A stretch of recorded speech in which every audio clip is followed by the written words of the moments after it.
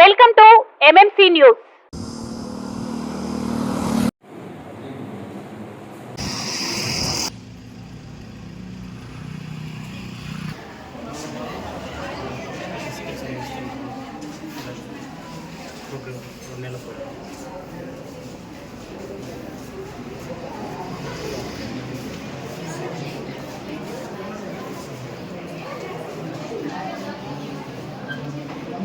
కలం మీది, కృషి మాది. స్థలమైన, ఇల్లైనా ఖచ్చితమైన నమ్మకం మేఘనా కన్స్ట్రక్షన్ అండ్ బిల్డర్స్. మార్కెట్ లో అతి తక్కువ ధరలకే నిర్ణీత సమయంలో 100% వాస్తుతో ఇంజనీర్ల పర్యవేక్షణలో అనుభవజ్ఞులైన తాపీ మేస్త్రీలచే నెంబర్ 1 క్వాలిటీ హౌస్ మెటీరియల్స్ తో మీరు కోరుకునే విధంగా ఇంటి నిర్మాణములు చేపట్టబడును. అన్ని ప్రాంతాల్లో ఇల్లు స్థలాలు అమ్మబడును మరియు కొనబడును. ఇల్లు కట్టుకోదలిచిన వారికి ఇంజనీరింగ్ ప్లాన్ మీరు కోరిన విధంగా ఉచితంగా చేసి ఇవ్వబడును. Proprietor Jampala Prakash. Cell number 9493307777. ఇట్లు మేఘనా కన్సల్టెన్సీ. కార్యక్రమం ముఖ్య ఉద్దేశం ఏంటంటే ప్రతి ఒక్క యువకుడు విద్యార్థి 18 ఏళ్ళు నిండిన ప్రతి ఒక్కరూ ఓటు ఎన్రోల్మెంట్ చేసుకోవాలి, ఓటు హక్కు వినియోగించుకోవాలి అని అనుకోవచ్చు. మీకు అనేక సందర్భాల్లో మీ ఊళ్ళో కావచ్చు, మీ కాలేజీలో కావచ్చు, లేకపోతే స్వచ్ఛంద సంస్థలు కానీ ఓటు హక్కు నమోదు చేసుకోవాలని మీకు అనేక సందర్భాలు ఇప్పటికే మీకు చెప్పే ఉంటారు. మీరు ఎంతమందికి ఓటు హక్కు ఉంది? చేతులు ఎత్తనమ్మా. ఎంతమందికి ఓటు హక్కు ఉంది?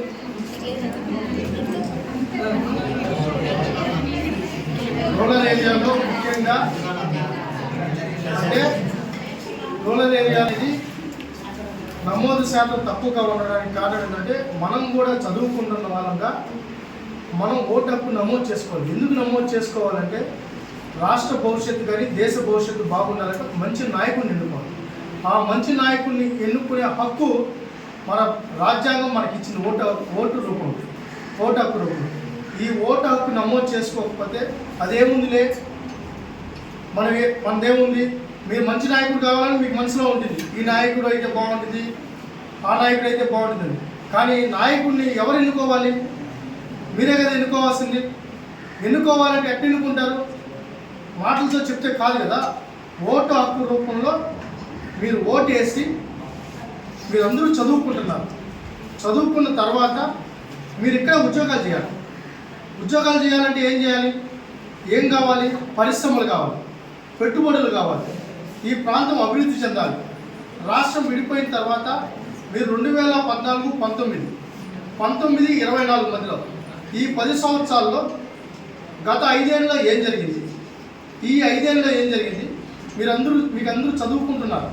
మీరు నాకు తెలిసి మీకు ఓటు హక్కు మీరు 2000 రాష్ట్రం విడిపోయే టయానికి మీ వయసు ఎంత? ఇప్పుడు ఎంత? 2019లో మీరు 10వ తరగతి కావచ్చు, ఇంటర్మీడియట్లో ఉంటారు. అప్పుడు మీకు ఓటు హక్కు లేదు. అయితే మీరు తిరుపతి ప్రాంతంలో మీరు చూసుకుంటే గతంలో అనేక పరిశ్రమలు పెట్టుబడులు రావడం జరిగింది 2014, 19 మధ్యలో.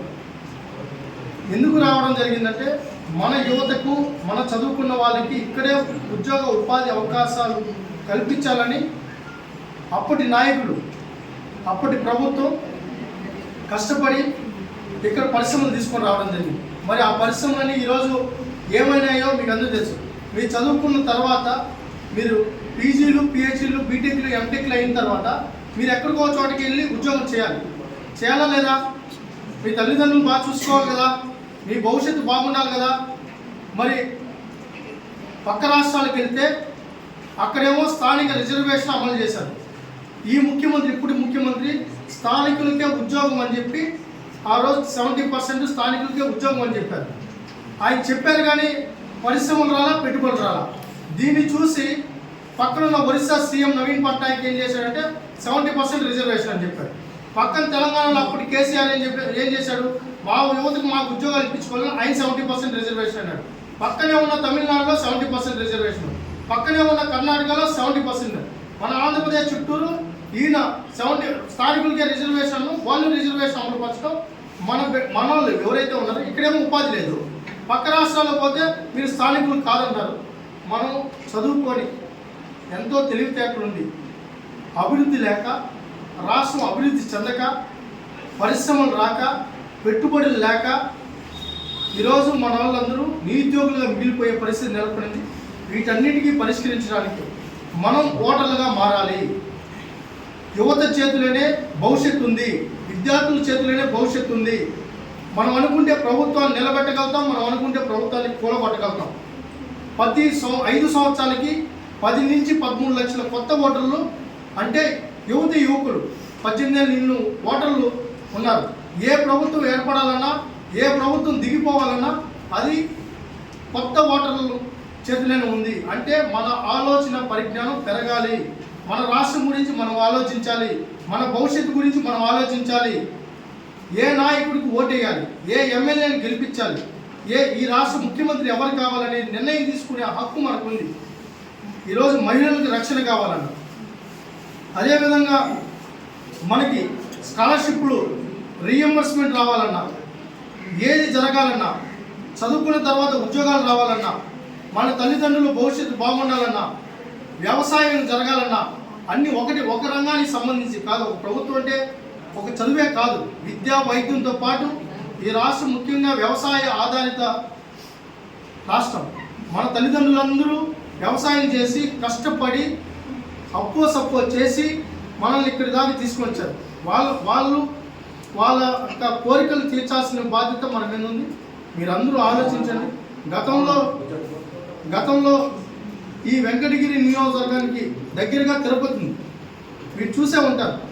ఐఐటి కానీ, ఐసర్ కానీ, అదేవిధంగా డిక్సన్ కానీ, రిలయన్స్ కానీ, జోహో కంపెనీ కానీ, అదేవిధంగా సెలికాన్ కానీ, కార్బన్ కానీ, ఇలా చూసుకుంటూ పోతే 32 మైక్రోసాఫ్ట్ కానీ 32 పరిశ్రమలు ఈ తిరుపతి, వెంకటగిరి, కాళహస్తి పరిసర ప్రాంతాల్లో పెట్టుబడులు, విద్యా సంస్థలు తీసుకుని రావడం జరిగింది. అవి ఈ 5 ఏళ్ళలో ఆ పరిశ్రమలు ఆధారిత అనుబంధ పరిశ్రమలు కానీ వచ్చుంటే వీళ్ళు చదువుకున్న ప్రతి ఒక్కరికి ఇక్కడే ఉద్యోగాలు ఉండేది. మన దురదృష్టం, రాష్ట్రం 5 సంవత్సరాల పాలనలో 20 ఏళ్ళు వెనక్కి వెళ్ళిపోయింది. ఇప్పటికన్నా ఆలోచించండి. మీరు ఆలోచించడంతో పాటు మీ గ్రామాల్లో ఆలోచించేయండి. 10 మందికి అవేర్నెస్ తీసుకుని రండి. మా భవిష్యత్తు బాగుండాలంటే, ఈ రాష్ట్ర భవిష్యత్తు బాగుండాలంటే ఒక మంచి నాయకుడు కావాలి, ఒక మంచి ముఖ్యమంత్రి కావాలి, ఒక మంచి ఎమ్మెల్యే కావాలి.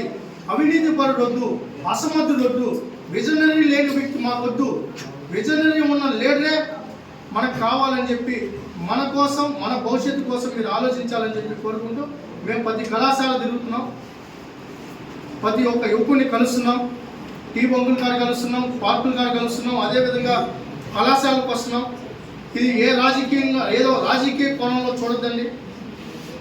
ఇది పూర్తిగా రాష్ట్ర భవిష్యత్తు కోసం చేస్తున్న ఇది ఒక ప్రయత్నం. పరిశ్రమలు, పెట్టుబడులు రావాలి. ఈరోజు ఊరికే వస్తే మీకు తెలుసు, ఏ పెట్టుబడి పెట్టాలన్నా వాళ్ళకి ఇక్కడ సమర్థవంతమైన నాయకత్వం చూస్తారు.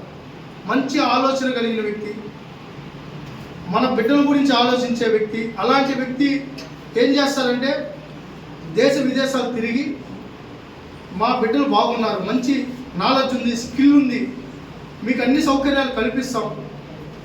ఒక పరిశ్రమ రావాలంటే నీళ్లు కానీ, విద్యుత్ కానీ, భూమి కానీ, అదేవిధంగా ఇన్ఫ్రాస్ట్రక్చర్ సంబంధించి అనేక సదుపాయాలు కల్పించాలి, రాయితీలు.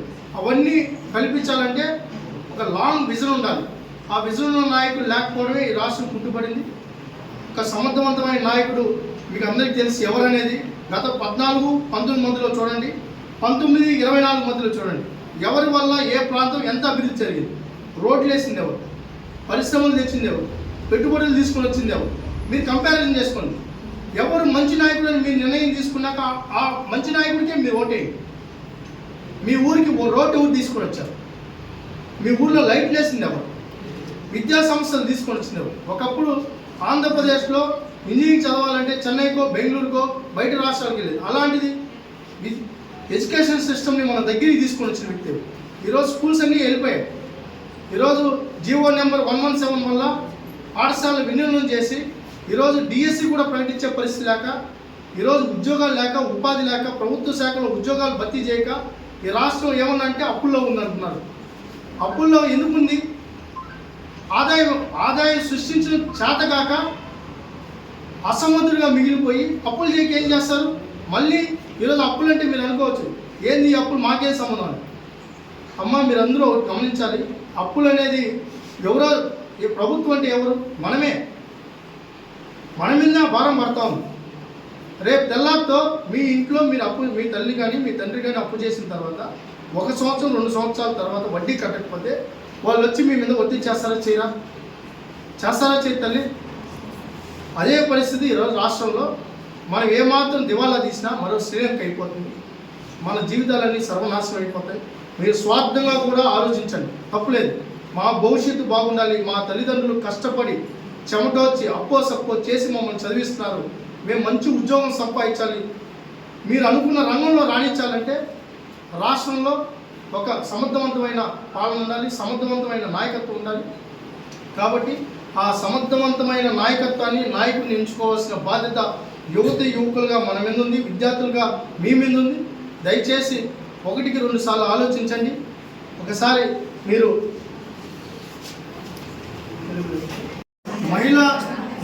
మహిళలు ఏది సాధించాలన్నా దానికి ప్రభుత్వ మద్దతు ఉండాలి. మహిళా సాధికారత సాధించాలంటే అది ఎవరి వల్ల అయింది? గతంలో ఎవరు తీసుకొని వచ్చారు? ఈరోజు గతంలో మహిళలకు రిజర్వేషన్ కల్పించిన నాయకుడు ఎవరు తెలుసమ్మా? మహిళలకు చట్టసభల్లో కానీ అన్నింటిలో కానీ రిజర్వేషన్ ఈ రాష్ట్రంలో కాదు దేశంలో ఫస్ట్ రిజర్వేషన్ తీసుకొని వచ్చి నందమూరి తారక రామారావు మహిళలకు చట్టం చేసింది. మీ సాధికారతకు ప్రయత్నం చేసిన వ్యక్తి. అలాంటి చట్టాలు కావాలంటే ఒక సమర్థవంతమైన నాయకుడు, బెస్ట్ ఎడ్యుకేషన్, మీకు మౌలిక సదుపాయాలు కానీ మీరు ఈరోజు రియంబర్స్మెంట్ లేక ఒక పక్క యాజమాన్యాలు ఇబ్బంది పడుతున్నాయి, ఒక పక్క తల్లిదండ్రులు ఫీజులు కట్టలేని పరిస్థితి, ప్రభుత్వాలు ఏమో డబ్బు వేసే పరిస్థితిలో లేదు.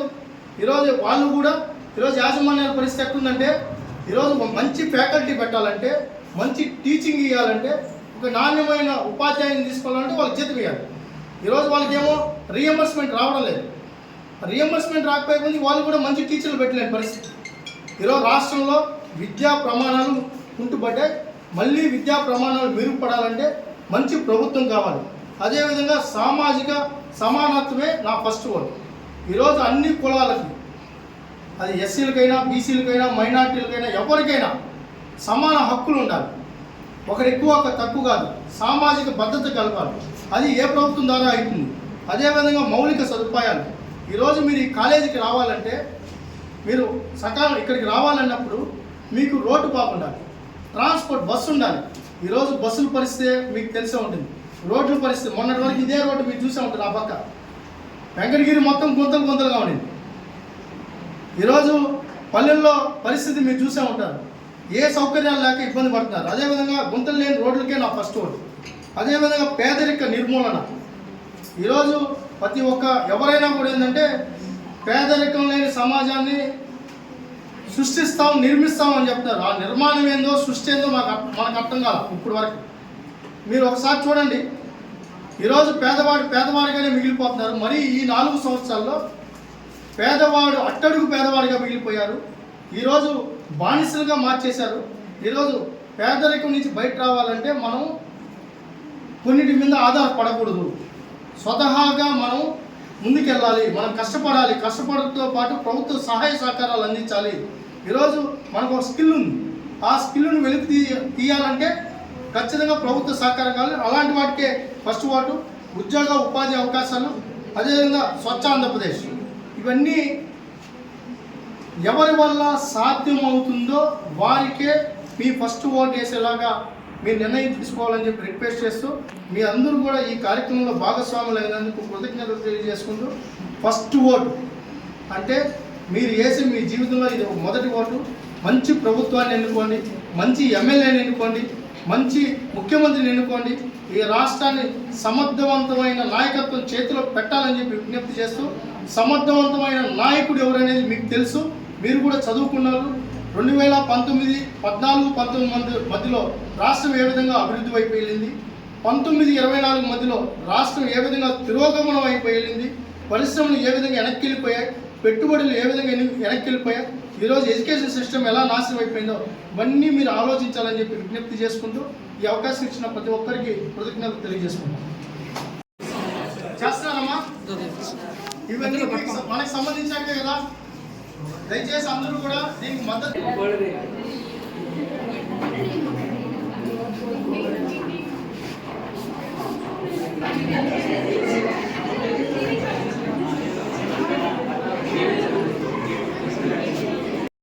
ఈరోజు వెంకటగిరి నియోజకవర్గంలో my first vote for CBN అనే కార్యక్రమాన్ని సమర్థవంతంగా నిర్వహించడం జరుగుతుంది. ఈరోజు యువతీ యువకులు 18 ఏళ్ళు నిండిన యువతీ యువకులు ఓటు హక్కు నమోదు చేసుకోవాలి, ఓటు హక్కు వినియోగించుకోవాలి. వినియోగించుకున్న ఓటు ఈ రాష్ట్ర అభివృద్ధికి, ఈ దేశ అభివృద్ధికి ఉపయోగపడే విధంగా ఒక మంచి నాయకుడిని ఎమ్మెల్యేగా ఎన్నుకోవాలి, ఒక మంచి ముఖ్యమంత్రిని ఎన్నుకోవాలి. రాష్ట్ర అభివృద్ధి కోసం గతంలో పరిశ్రమలు పెట్టుబడులు తీసుకొని వచ్చిన చంద్రబాబు నాయుడు లాంటి నాయకుడిని ఈ రాష్ట్రానికి మళ్ళీ అవసరం. చంద్రబాబు నాయుడు గారు లాంటి నాయకుడు మళ్ళీ ముఖ్యమంత్రి కాకపోతే రాష్ట్రం అధోగతి పాలైపోతుంది. అధోగతి పాలవడంతో పాటు ఈరోజు చూసే ఉంటారు, ఈ 4 సంవత్సరాల 10 నెలల్లో ఈ రాష్ట్రం మొత్తం సర్వనాశనం అయిపోయింది. పరిశ్రమలు లేదు, పెట్టుబడి లేదు, ఉద్యోగాలు లేదు, ఉపాధి అవకాశాలు లేదు, అన్ని రంగాలు సర్వనాశనం అయిపోయాయి. అందుకోసం ఈరోజు రాష్ట్ర వ్యాప్తంగా my first vote for CBN అనే కార్యక్రమాన్ని తీసుకున్నాం. ప్రతి యువతి యువకుడిని ఎడ్యుకేట్ చేస్తున్నాం. ఈ రాష్ట్రం కోసం, మా భవిష్యత్తు కోసం, ముఖ్యంగా విద్యార్థుల భవిష్యత్తు కోసం, రోడ్ల కోసం, అదేవిధంగా ఉపాధి కోసం, ఉద్యోగాల కోసం ఈ రాష్ట్రంలో ఉన్న ఇటు వెనుకబడిన ప్రాంతమైన, అభివృద్ధి చెందిన ప్రాంతమైన, ఏ ప్రాంతమైనా సమర్థవంతంగా ముందుకు తీసుకెళ్లగలిగిన ఏకైక నాయకుడు చంద్రబాబు నాయుడు గారు అని చెప్పి వివరిస్తూ ఈ కార్యక్రమాన్ని తీసుకోవడం జరుగుతుంది. ఈరోజు వెంకటగిరి నియోజకవర్గంలో first vote for CBN, first vote for development అనే కార్యక్రమానికి మా తెలుగు యువత రాష్ట్ర ప్రధాన కార్యదర్శి రవినాయుడు గారు రావడం జరిగింది. అదేవిధంగా ఈ నియోజకవర్గంలో ఉండే కళాశాలన్నింటిలో కూడా మేము ఈ ఫస్ట్ ఓట్ ఫర్ సిబిఎన్ అనే కార్యక్రమానికి తీసుకెళ్తున్నాం. ఈ కార్యక్రమంలో ముఖ్య ఉద్దేశం ఏంటంటే 18 సంవత్సరాలు నిండిన ప్రతి విద్యార్థులు ఓటు హక్కు నమోదు చేసుకోవాలి. అదేవిధంగా నమోదు చేసుకున్న ఓటుని ఈ రాష్ట్ర భవిష్యత్తు కోసం, యువత భవిష్యత్తు కోసం, రాష్ట్ర అభివృద్ధి కోసం, రాష్ట్ర రాజధాని కోసం ఏ నాయకుడైతే ఇవన్నీ కూడా సమర్థవంతంగా చేయగలుగుతాడో ఆ నాయకుడు చంద్రబాబు నాయుడు గారు అని చెప్తూ విద్యార్థుల్ని మోటివేట్ చేస్తూ వాళ్ళ ఫస్ట్ ఓట్ని అభివృద్ధిపై ఉద్దాలని చెప్పి తెలియజేస్తూ అన్ని విధాలుగా ఈరోజు రాష్ట్రంలో చూస్తే 7 లక్షల చిల్లర మొదటి ఓటు వేసే యువతీ యువకులు ఉన్నారు. వారు అందరూ కూడా ఓటు హక్కు వినియోగించుకుంటే రాష్ట్రంలో ఏ ప్రభుత్వం అయితే రావాలనేది వాళ్ళు సాధించగలుగుతారు. అందుకని యువతీ యువకులందరూ కూడా అభివృద్ధి ఎవరైతే చేస్తారో ఆ నాయకుడికి ఓటేయండి అని చెప్పి కోరుకుంటూ మేమందరం కూడా కళాశాలందరినీ విద్యార్థులని తిరుగుతూ మోటివేట్ చేస్తున్నాం. శ్రీవారి real estate marketing private limited వారి సరికొత్త వెంచర్ ఎలైట్ గార్డెన్ సిటీ శరవేగంగా అభివృద్ధి చెందుతున్న ముతుకూర్ రోడ్, కాకుపల్లి దగ్గర అన్ని వసతులతో ముస్తాబైన వెంచర్ ఎలైట్ గార్డెన్ సిటీ 100% వాస్తు, 100% క్లియర్ డాక్యుమెంట్స్ మరియు టైటిల్, నివాస గృహముల మధ్య గల వెంచర్. మంచినీటి సౌకర్యం, ఇరువైపుల ప్లాంటేషన్ మరియు డ్రైనేజీ సౌకర్యం కలదు. ఎడ్యుకేషన్ హబ్ కు అతి దగ్గరలో గల వెంచర్. బ్యాంక్ లోన్ సౌకర్యం కలదు. ఫ్లాట్ కొన్న వెంటనే ఇల్లు నిర్మించుకునే సదవకాశం. బుకింగ్స్ కొరకు సంప్రదించండి. శ్రీవారి real estate marketing private limited, Sridhar's Krishna towers, 3వ floor, Annamayya circle, mini bypass, Nellore. Phone 7842829186.